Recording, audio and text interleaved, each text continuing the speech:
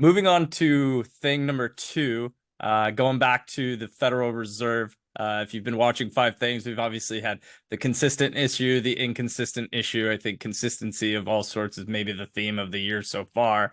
The Federal Reserve again surprises everyone by being consistent. Yeah, so you know, for the people listening to this who don't follow this stuff, in great detail, the Fed gets together, a certain number of times a year, and they have, their meetings. They're not monthly meetings; they meet less often than that. And then about a month after they have their meeting, they release the minutes of the meeting, and you can read through them and get a little more insight onto what they were thinking. So typically, when they have their meeting at the end of the 2-day meeting, they tell people we're keeping rates the same, we're raising rates or lowering rates. They give you the decision. And then Powell takes a press conference where everybody asks him the same question, and he pretends that, he doesn't want to strangle the reporters for asking him the same thing again and again and again. You can see his irritation growing as the press conference goes on, and it's sort of become a sport. Um, but what's interesting is a month later, they release the minutes, and you can read more of what they're talking about and what they mean. And so last week, the minutes came out from the January meeting, and somehow people were surprised that the Fed made it clear they weren't even considering lowering rates right now. It's not even on the table. They're not about to pivot to lower rates, which is what people have been looking for at this point for almost 2 years. And the thing that I find really interesting is somehow about twice a month, everybody is shocked that the Fed isn't reducing rates. And, this, the easiest job in the world has been standing here saying, yeah, higher for longer. They mean it.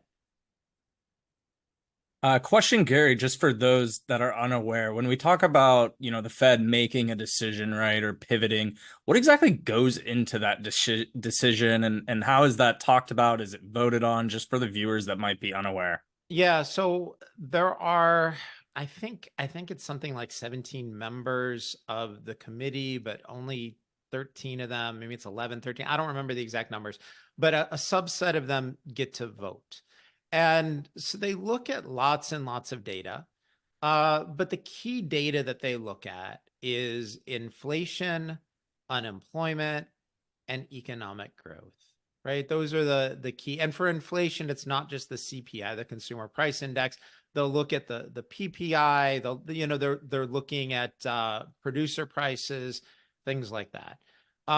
In general, if you have high inflation and a roaring economy, they're going to raise rates to try to take some air out of inflation and slow the economy down.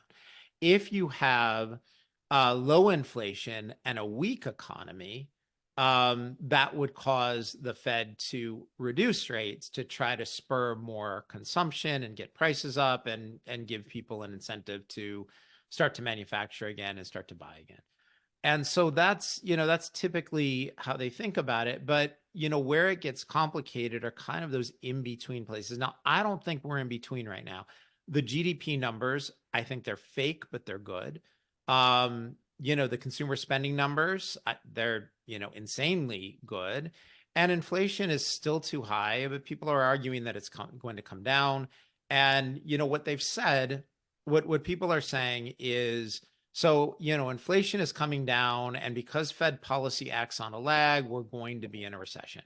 Okay, fair enough. But, Rob, one of the things people are going to see in the next week when we put out the monthly letter from DKI, I I disagree with the notion that we're about to have a recession. I think Congress is spending so much. I think this is unwise. It's stupid.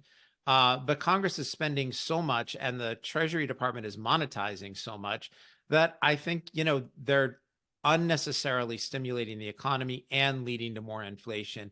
And as long as that's happening, it's going to be very hard for the Fed to lower rates. And yeah, we've had disinflation. Inflation has come down, but I think a lot of people don't really believe that prices are up only 3%. And, it's not only 3%. That's the Fed's mandate is stable prices, which really should be 0, not 2%. Right.